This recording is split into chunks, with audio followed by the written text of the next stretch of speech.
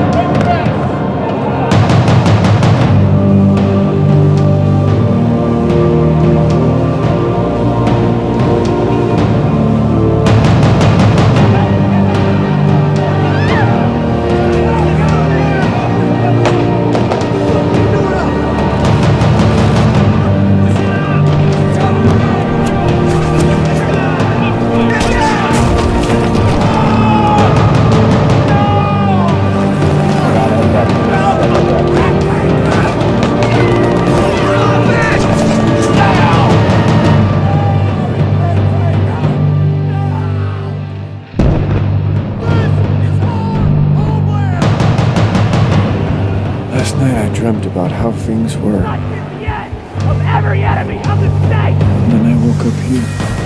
Fox News Alert now on some new reporting from Israel over its increasingly tense showdown with Iran. It now appears that some Israeli government officials have already mapped out their plans for a possible armed conflict with Iran. Israel's civil defense minister saying in an interview that he sees a month-long conflict on several fronts with several enemies, including not just Iran, but Hezbollah in Lebanon and Palestinian militants in Gaza. He also warns hundreds of missiles could hit Israeli cities daily in the event of Israel choosing to attack Iran's nuclear facilities, potentially killing, they estimate, about 500 Israelis. So what do the Israeli citizens think of this? My next guest is Israel parliamentary candidate Ari Abramowitz. He's founder of thelandofisrael.com. Shalom, Megan. Listen, we're the most peace-loving people on the planet. We love peace. Our word for hello and goodbye is peace. We don't want a war, but what's the alternative? The alternative is waiting for Iran to get a nuclear weapon. And how many millions of Jews in Israel or anyone around the world? How many millions will die? We have to step up to the plate and do what we need to do. You know, we have a historical perspective here in Israel as Jews. 2,400 years ago, we faced a nearly identical situation where there was a Persian leader, which is modern-day Iran, who sought to wipe us out. And just like all the enemies throughout history, he's gone. He has disappeared, and we're still here stronger than ever. We know that God is protecting us, and it's that confidence that gives us the ability to act with such a high level of moral clarity, even in such adverse circumstances. When you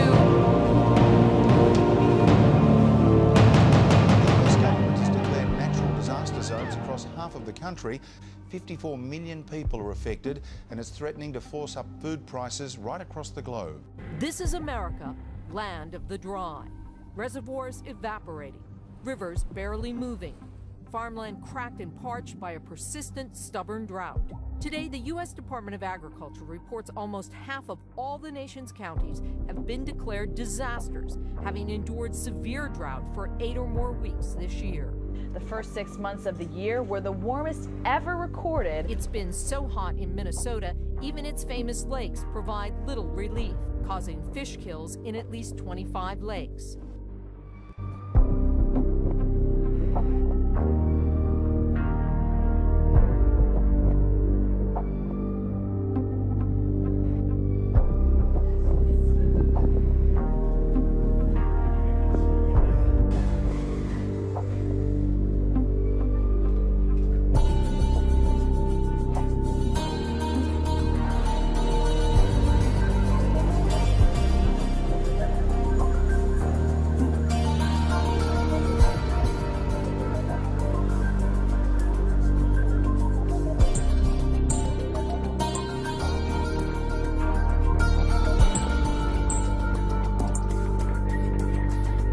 surveillance cameras rolling as a man suddenly drops into a sinkhole after the road collapses.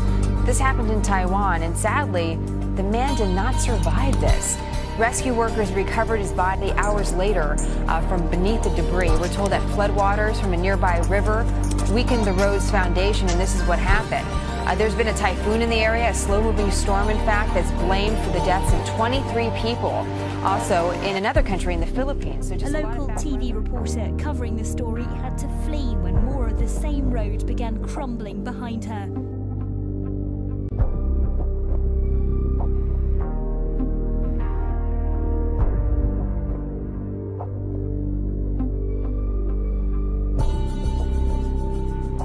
Look at this car.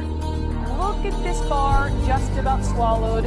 Two tires in there, dangling into the sinkhole. This is Brooklyn. A woman said she and her daughter were inside the car just 5 minutes before that sinkhole opened up. They got out to walk their dog.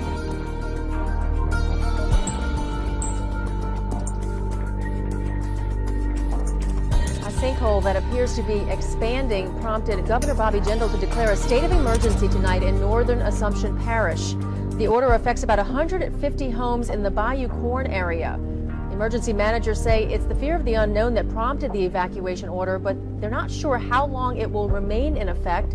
Residents say for the past couple of months they've seen gas bubbles rise from the water nearly 1,900 feet from where the sinkhole formed. Officials say they're monitoring the sinkhole, but they call the evacuation because scientists are just uncertain of what the possible risks are. We're on our probably 23rd hour, Dermot, of a red alert status. Red alert means that it is raining intensely, and intensely to a point where when I was reporting a couple of hours ago, I think I said it was about 3¼ meters of water. And to give you an idea, that's about half the height of a human body in water that's fallen, and that's not over a long period of time. That's 24 hours. That's overnight, one day, basically.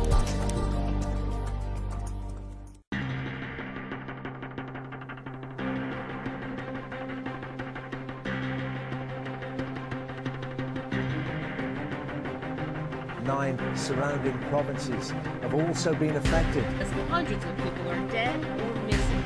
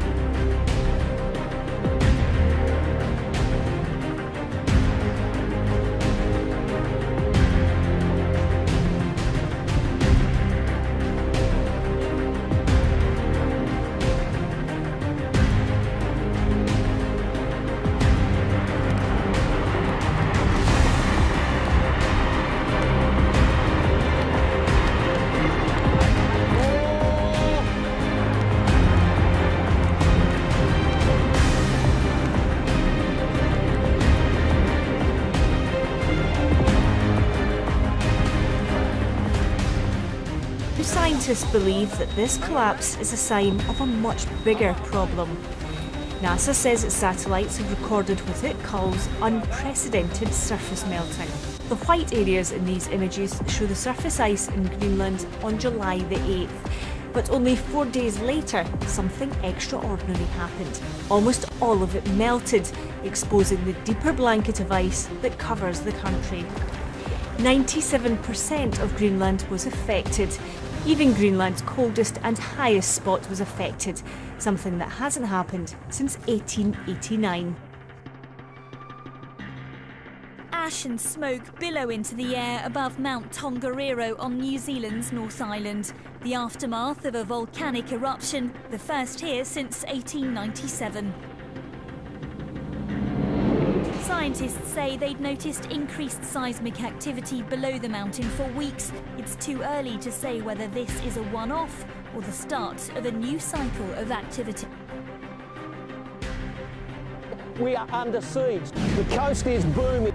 Big swells are just pushing through this bay, through the tide, and the waves are up about 5 or 6 foot, and the vigorous winds are just pounding the New South Wales coast. Showers going sideways, winds knocking towards 100 kilometres an hour. Now, why is this happening? Why have we had 106 km/h winds across Sydney Harbour today? 102k across Newcastle. Out to sea, it's a whole different story.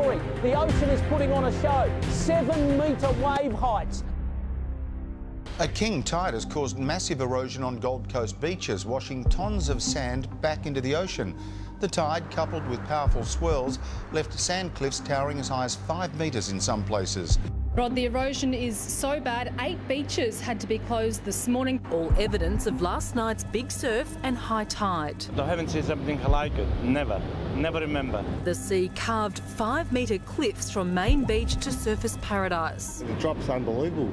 At Nobby Beach, the protective rock wall is almost fully exposed. I never thought the day would come where I have to tiptoe across the rocks at Nobby's Beach to go for a surf. And that has council engineers worried. That's sort of your last line of defence.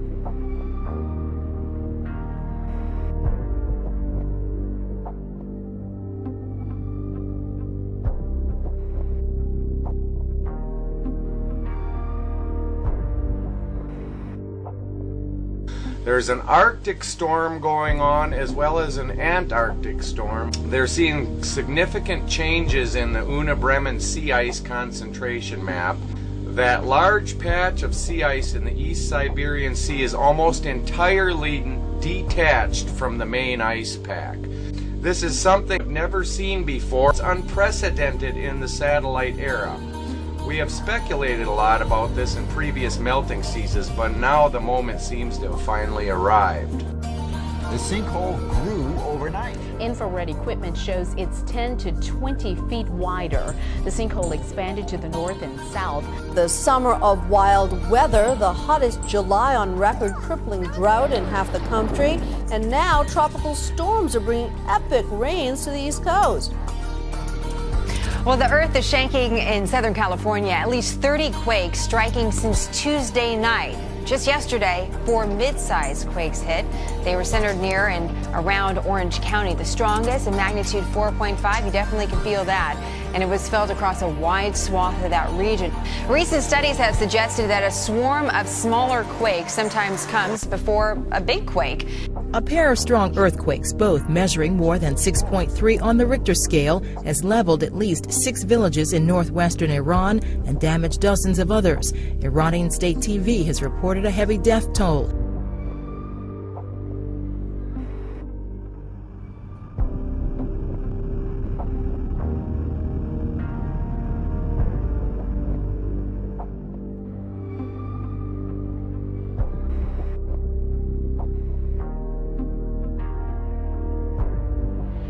Scientists now say radiation from last year's collapse of the Fukushima nuclear plant in Japan is causing genetic mutations in butterflies found near the area. But because insects are believed to be highly resistant to radiation, scientists say the findings are somewhat shocking. Jamaica Beach police say there are actually thousands that washed up all across the island overnight. I grew up in this county for the last 50 years. I've never seen anything like it. Ferocious fires light up the night sky in the Canary island of Tenerife. This one of many blazes to break out across Spain because of a severe summer heat wave. Wildfires in 10 states, 62 fires, flames 15 feet high, families on the run. And this year alone, an area the size of New Jersey has become scorched earth.